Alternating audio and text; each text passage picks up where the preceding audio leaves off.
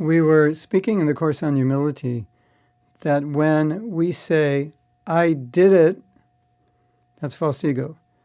And when we say, Krishna did it, that's real ego. And then we were discussing, why is the desire so strong to take credit for something? Even when philosophically, intellectually, we know that all power comes from Krishna. So actually, he did it. But we want to grab a little bit. It's like you're making an offering to the deities, and you want to grab a little before you make the offering. I want to grab a little of the glory. All glories to Prabhupada. Can I grab a little for myself? That's the false ego. That's our conditioning. It wants to be recognized. Recently I was reading about Jayananda Prabhu, and devotees said they never heard him talk about himself. They never heard him boast about himself. They never heard him criticize other devotees. That's because he had no false ego. If a person has no false ego, they don't need to pull other people down.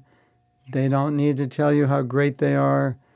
They don't need to defend their position when they make a mistake. But rather, you'll see them always appreciating other devotees. The real ego appreciates. The false ego pulls others down. The real ego wants to improve itself. The false ego defends when it gets feedback or when it's criticized. The false ego, what's difficult about it is that sometimes we have a concept of ourselves, which is not true, and we can't improve ourselves because we're afraid to look at ourselves actually as we are. That's the false ego. If you ever get upset when someone says you are like this, it's likely because your false ego is saying you're not like this. And what they're saying is contradictory to what you're used to hearing.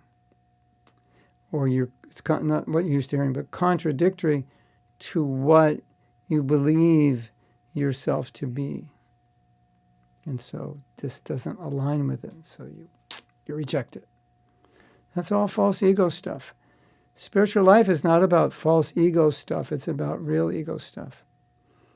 And foundationally, essentially, humility is about acknowledging Krishna as the one who is giving me my intelligence, giving me everything, and not identifying with those shaktis, those abilities, that intelligence, etc.